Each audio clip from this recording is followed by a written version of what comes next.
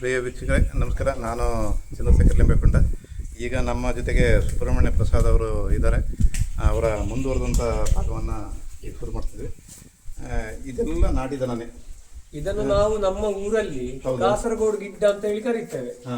ಇದನ್ನು ಕಾಸರಗೋಡು ಗಿಡ್ಡ ಅಂದ್ರೆ ಇದು ನಿಮ್ಮ ಮಲೆನಾಡು ಗಿಡ್ಡದ ಹತ್ತಿರದ ದನವೇ, ತುಂಬಾ ದೂರ ಅಲ್ಲ ಇದಕ್ಕಿಂತ.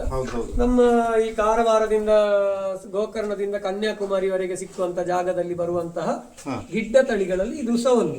ಮಲೆನಾಡು ಗಿಡ್ಡದಿಂದ ಸ್ವಲ್ಪ ಎತ್ತರ ಕಡಿಮೆ ಇದು, ಬೇರೆಂತದ್ದು ಇದಕ್ಕೆ ಇದಿಲ್ಲ. ಮತ್ತೆ ಕಾಣ್ಲಿಕ್ಕೆಲ್ಲ ಸಾಮಾನ್ಯ ಇದೆಲ್ಲ ಸಣ್ಣ ವ್ಯತ್ಯಾಸ ಉಂಟು ಅಷ್ಟೇ ಅಂತ ಹೇಳಿ, ಅಲ್ಲದೆ ಬೇರೆ ಎಂತದ್ದು ಅಷ್ಟು ತೊಂದರೆ ಇಲ್ಲ. ಇದರಲ್ಲಿ ಏನು ಯಾವುದೆಲ್ಲ ತಳಿ ಇದೆ? ಇದರಲ್ಲಿ ತಳಿ ಅಂದ್ರೆ ಕಾಸರಗೋಡು ಗಿಡ್ಡನೆ. ಈ ಕಾಸರಗೋಡು ಗಿಡ್ಡದಲ್ಲಿ 5-6 ಬಣ್ಣದ ಹಸುಗಳು ಬರ್ತದೆ. ಬಿಳಿ, ಕೆಂಪು, ಕಪ್ಪು, ಕಪಿಲೆ ಎಲ್ಲ ಬರ್ತದೆ. ಅದಂದ್ರೆ ಪಂಚಗವ್ಯ ಅಂತ ಹೇಳಿದ್ರೆ ನೀವು ಆಯುರ್ವೇದದಲ್ಲಿ ನಾನು ಹೇಳಿದ್ದೇನೆ ಆಗಲೇ.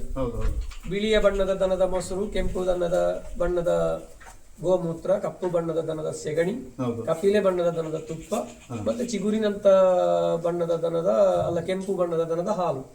ಇದಾಗಬೇಕು ಅಂತ ಹೇಳಿ ಇದೆ ಪಂಚಗವ್ಯವನ್ನ ಮಾಡ್ಲಿಕ್ಕೆ. ಅಂತ ಗವ್ಯಗಳನ್ನು ಮಾಡ್ಲಿಕ್ಕೆ ಲೋಕದಲ್ಲಿರುವಂತ ಏಕೈಕ ತಳಿ ನಮ್ಮ ಮಲೆನಾಡು ಗಿಡ್ಡ ಮತ್ತು ಕಾಸರಗೋಡು. ಯಾಕೆಂದ್ರೆ ಬೇರೆ ಯಾವುದರಲ್ಲಿಯೂ ಇಷ್ಟು ಬಣ್ಣದ ಗೋವುಗಳು ಕಾಣ್ಲಿಕ್ಕೆ ಸಿಕ್ಕುವುದಿಲ್ಲ. ಲೋಕದ ಅತ್ಯುತ್ತಮ ದನ ಇದು. ಯಾಕೆಂದ್ರೆ ನಮಗೆ ಬೇಕಾದ್ದೆಲ್ಲ ಉಂಟಿದ್ರಲ್ಲಿ. ಮತ್ತೆ ಇದನ್ನು ನೋಡಿ, ಇದನ್ನು ಹೇಗೆ ಆರ್ಥಿಕವಾಗಿ ನಾವು ಈಗ ಇದನ್ನು ವ್ಯವಸ್ಥೆ ಮಾಡುದಂದ್ರೆ ಸ್ವಲ್ಪ ಹಾಲು ತುಂಬಾ ಸಿಕ್ಕುದಿಲ್ಲ, ಇದಕ್ಕೆ ಸಿಕ್ಕುದಿಲ್ಲ. ಅಂದ್ರೆ 2-2.5 ಲೀಟರ್ ಹಾಲು ದಿನಕ್ಕೆ ಇವುಗಳಿಗೆ ಸಿಕ್ಕುದು ಒಂದು ದನಕ್ಕೆ. ಹಾಗೆ ಇದನ್ನು ಹೇಗೆ ಸಬಲೀಕರಣವಾಗಿ ಇದನ್ನು ನಡೆಸಬಹುದಂದ್ರೆ, ನಾವು ಸೆಗಣಿಯನ್ನು ಕಂಪ್ಲೀಟ್ ಆರ್ಗ್ಯಾನಿಕ್ ಮ್ಯಾನ್ಯೂರ್ ಮಾಡಿ ಸಪ್ಲೈ ಮಾಡ್ತೇವೆ. ಒಂದು 70 kg ಕೌಡಂಗ್ ಪೌಡರಿಗೆ ಒಂದು 10 kg ಬೇವಿನ ಹಿಂಡಿ, 10 kg ಹರಳಿ ಹಿಂಡಿ, 10 kg ರಾಕ್ ಫಾಸ್ಫೇಟ್ ಅನ್ನು ಮಿಶ್ರಣ ಮಾಡಿ ಕೊಡ್ತೇವೆ. ಸೆಗಣಿ ಒಣಗಿಸಿ ಪೌಡರ್ ಮಾಡಿ ಆ ತರ ಮಾಡಿ ಕೊಡ್ತೇವೆ. ಅದು ನಮಗೆ ಕೆಜಿಗೆ ಒಂದು 20-22 ರೂಪಾಯಿ ಸಿಗ್ತದೆ. ಅಂದ್ರೆ ದನಗಳಿಗೆ ಸಾಧಾರಣ ಮೇವಿನ ದುಡ್ಡು ಅದರಲ್ಲಿ ನಮಗೆ ಬರ್ತದೆ. ನೀವು ಕೃಷಿಯನ್ನ ಅವಲಂಬಿಸಿಲ್ಲ? ಇಲ್ಲ, ಕೃಷಿ ಆಧಾರಿತ ಜೀವನವೇ ಅಲ್ಲ, ಗೋ ಆಧಾರಿತವೇ. ಹೈನುಗಾರಿಕೆನೂ ಅಲ್ಲ. ಹಾಲನ್ನು ಮಾರುದಿಲ್ಲ. ಹಾಲು ಮಾರುದಿಲ್ಲ. ಕೃಷಿಯು ನಮ್ಮದುಂಟು. ಅಂದ್ರೆ ಕೃಷಿಯಲ್ಲ ನಮ್ಮ ಆಧಾರ ಜೀವನದ. ಜೀವನಾಧಾರ ನಮ್ಮದು ಕೃಷಿ ಅಲ್ಲ. ನಿಮಗೆ ಕೃಷಿಯನ್ನು ಅವಲಂಬಿಸಿಲ್ಲ ಅಂತ? ಇಲ್ಲ. ಕೃಷಿಗೆ ಅಂತೇಳಿ ನಾವು ಇದನ್ನು ಉಪಯೋಗ ಮಾಡುವುದು ಕಡಿಮೆ. ನಾವು ಹೊರಗೆಗೆ ಕೊಡುದು. ಯಾಕೆಂದ್ರೆ ನಮ್ಮ ಮೂಲ ಉದ್ದೇಶ ಇರುವಂತದ್ದು ಗೋವನ್ನು ಹೇಗೆ ಯಾವುದೇ ಹೊರಗಿನಿಂದ ದುಡ್ಡು ತಾರದೆ ಸಾಕಬಹುದು ಅಂತ ಹೇಳಿ ನೋಡುವ ವ್ಯವಸ್ಥೆ. ನಮ್ಮ ಜಮೀನಿಗೂ ಉಪಯೋಗಿಸದೆ ಮಾಡಬಹುದು ಅಂತ. 1 ಎಕರೆಯು ಜಮೀನು ಇಲ್ಲದವನಿಗೂ ಗೋಶಾಲೆ ಹೇಗೆ ನಡೆಸಬಹುದು ಅಂತ ಹೇಳುವ ವ್ಯವಸ್ಥೆ ನಾವಿಲ್ಲಿ ತೋರಿಸುದು. ಆಗ ದನಗಳಿಗೆ ಈಗ ಒಂದು 4 ರೂಪಾಯಿ ಕೊಟ್ಟು ಒಂದು ಹುಲ್ಲು ತಂದು ಹಾಕಿದ್ರೆ ದನ 1 kg ಹುಲ್ಲಲ್ಲಿ ಒಂದು 550 ಗ್ರಾಮ್ ಸೆಗಣಿ ಹಾಕ್ತದೆ ದನ. ಆಗ 4 ರೂಪಾಯಿ 550 ಗ್ರಾಮ್ ಸೆಗಣಿಗೆ ಸಿಗ್ತದೆ ಅಂತ ಹೇಳಿದ್ರೆ ಮತ್ತೆ ಆರ್ಥಿಕವಾಗಿ ನಷ್ಟ ಇಲ್ಲ ಅಂತ ಹೇಳಿ ಆಯ್ತಲ್ಲ, ಸಬಲತೆ ಆಯ್ತಲ್ಲಿ. ಅದು ನಮ್ಮ ಸೆಗಣಿಯ ಪೌಡರ್ ಮಾಡಿ ಕೊಡುವಾಗಲೇ ನಮಗೆ ಬರ್ತದೆ ಅದರಲ್ಲಿ. ಪ್ಲಸ್ ಹಾಲನ್ನೆಲ್ಲ ನಾವು ಬೈ ಪ್ರಾಡಕ್ಟ್ ಆಗಿ ಮೆಡಿಸಿನ್, ತುಪ್ಪ ಎಲ್ಲ ಮಾಡಿ ಕೊಡ್ತೇವೆ. ಈಗ ಪಂಚಕರ್ಮ ಹಾಸ್ಪಿಟಲ್ಗಳು ಇಂಥವರಿಗೆಲ್ಲ ನಾವು ಐಟಮ್ಸ್ ರೆಡಿ ಮಾಡಿ ಕೊಡ್ತೇವೆ. ಅದರಲ್ಲಿ ನಮಗೆ ಆದಾಯ ಅದರಲ್ಲಿ ಸಹ ಬರ್ತದೆ. ಮತ್ತೆ ಗೋಮೂತ್ರವನ್ನು ಸಂಪೂರ್ಣ ಡಿಸ್ಟಿಲೇಷನ್ ಮಾಡಿ ಅದರಲ್ಲಿ ಒಂದು ದ್ರವ ರೂಪದ ಸೋಪ್ ತಯಾರು ಮಾಡ್ತೇವೆ. ಆಮೇಲೆ ಅದರ ಉಳಿದ ಭಾಗದಲ್ಲಿ ಕ್ರಿಮಿನಾಶಕ ಮಾಡ್ತೇವೆ. ಹಾಗೆ ಇಲ್ಲಿ ಗೋಮೂತ್ರ, ಸೆಗಣಿ, ಹಾಲು, ದನದ ಯಾವುದೇ ವಸ್ತು ನಮಗೆ ನಾವೀಗ ಸತ್ತ ದನದಲ್ಲಿ ಮಾತ್ರ ಇಷ್ಟವರೆಗೆ ಅಂತ ಮಾಡ್ಲಿಲ್ಲ. ಅದು ಸಹ ಮಾಡಬಹುದು. ಎಲ್ಲ ಲಾಭವೇ ಇರುವುದು, ಇದರಲ್ಲಿ ನಷ್ಟ ಇಲ್ಲ. ಮಾತ್ರ ಅಂತೇಳಿ ನಮಗೆ ಮನೆ ಬಿಟ್ಟು ಹೋಗ್ಲಿಕ್ಕೆ ಆಗುದಿಲ್ಲ. ಕೆಲಸಗಾರರು ಇಲ್ಲದ ದಿವಸ ಸ್ವಲ್ಪ ಪರಿಶ್ರಮ ಹೆಚ್ಚಾಗ್ತದೆ. ಅದು ಬಿಟ್ರೆ ಏನು ತೊಂದರೆ ಇಲ್ಲ ಈ ಕೆಲಸದಲ್ಲಿ. ಇದು ಒಳ್ಳೆ ಆದಾಯ ಇರುವಂತ ಕೆಲಸವೇ. ತಿಂಗಳಿಗೆ ಒಂದು 60-70 ಸಾವಿರ ರೂಪಾಯಿ ಆರಾಮದಲ್ಲಿ ಇಷ್ಟು ದನಗಳನ್ನು ಇಟ್ಟುಕೊಂಡು 1-2 ಕೆಲಸದವರನ್ನು ಇಟ್ಟುಕೊಂಡು ಮಾಡ್ಲಿಕ್ಕೆ ಆಗ್ತದೆ. ಮಾತ್ರ ಸ್ವಲ್ಪ ವರ್ಷದ ನಾವೊಂದು ಬ್ಯಾಲೆನ್ಸ್ ಮಾಡಿಕೊಂಡು ಹೋಗ್ಲಿಕ್ಕೆ ಕಲೀಲಿಕ್ಕೆ ಉಂಟು. ಅದು ಕಲ್ತವನಿಗೆ ಗೋಶಾಲೆ ಖಂಡಿತ ನಡೆಸಬಹುದು. ಅದ್ರ ಬಗ್ಗೆ ಒಂದು ವಿವರಣೆ ಕೊಡಿ ನಮಗೆ. ಕೊಡೋಣ. ಈ ದನ ನೀವು ಹಾಲನ್ನು ಸೇಲ್ ಮಾಡೋದಿಲ್ಲ?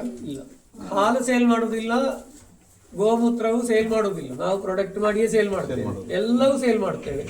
ಮತ್ತೆ ಸೆಗಣಿಯನ್ನು ಸಹ ಪೌಡರ್ ಮಾಡಿ ಸೇಲ್ ಮಾಡ್ತೇವೆ. ಮತ್ತೆ ಗೋವುಗಳಿಗೆ ಬೇಕಾದ ಮೇವು ಹೆಚ್ಚಿನದ್ದು ನಾವೇ ಬೆಳೆಸ್ತೇವೆ. ಹೊರಗಿಂದ ತರುವುದು ಸಹ ಕಡಿಮೆ. ಈಗ ಹುಲ್ಲು ತರ್ತೇವೆ, ಯಾಕೆಂದ್ರೆ ಒಂದೊಂದು ದಿವಸ ಯಾರು ಇಲ್ಲದಿದ್ರೆ ಹಾಕ್ಲಿಕ್ಕೆ ಅಂತ ತರ್ತೇವೆ. ಮೇವು ಸಹ ನಮ್ಮ ಹತ್ರ ಇದೆ, ಹೊರಗಿಂದ ಎಂತದ್ದು ತರುವುದಿಲ್ಲ. ಇನ್ನು ನಾವು ಸಂಪೂರ್ಣ ಮೇವು ನಮ್ಮದೇ ಆಗಬೇಕಂತ ಹೇಳುವ ದೃಷ್ಟಿಯಲ್ಲಿ ಈ ಹಲಸೆಲ್ಲ ಕೃಷಿ ಮಾಡಿದ್ದು, ಸುಮ್ಮನೆ ಮಾಡಿದ ವ್ಯವಸ್ಥೆ ಅಲ್ಲ. ಇದರಲ್ಲಿ ಸಹ ಗೋವುಗಳಿಗೆ ಬೇಕಾದಷ್ಟು ಮೇವಿದೆ. ಹಲಸು ಕೃಷಿಯಲ್ಲಿ ತುಂಬಾ ಮೇವಿದೆ ಗೋವಿಗೆ. ಅಂದ್ರೆ ಒಂದು ಹಲಸಿನ ಮರ ಒಂದು 15 ವರ್ಷದ ಮರದಲ್ಲಿ ಹೌದು ಒಂದು 10 kg ಬಕೆಟ್ನಲ್ಲಿ 1 ಬಕೆಟ್ನಷ್ಟು ಎಲೆ ಬೀಳ್ತದೆ ದಿನಕ್ಕೆ, ಹಾಗೆ ಹಣ್ಣಾದ ಎಲೆ ಬೀಳ್ತದೆ.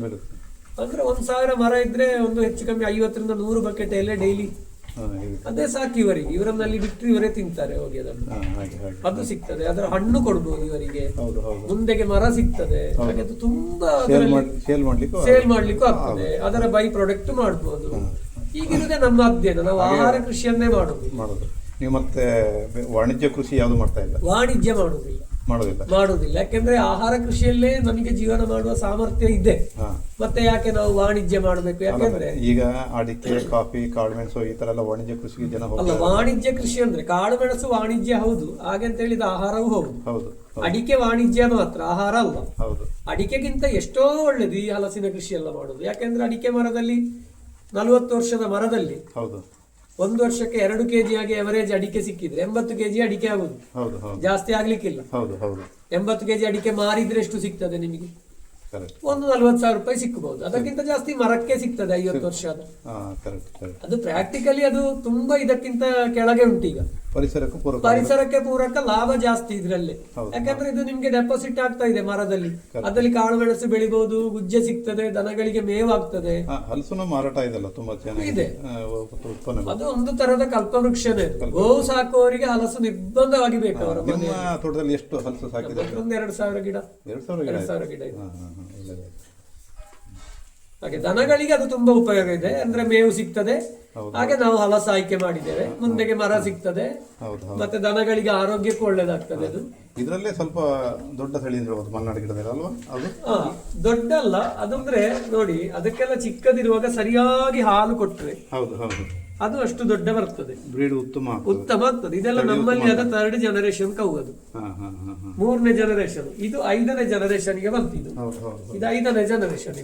ಇದು ಸ್ವಲ್ಪ ತೋರ ಆಗ್ತಿತ್ತು, ಇದೀಗ ಮೊನ್ನೆಯಿಂದ ಹಿಂಡಿ ತಿಂತ ಇಲ್ಲ, ಇಲ್ಲಾಂದ್ರೆ ಇನ್ನು ದೊಡ್ಡ ಆಗ್ತಿತ್ತು. ಇದೊಂದು ಸಣ್ಣದು, ತುಂಬಾ ಸಣ್ಣದಿದೆ ದನ.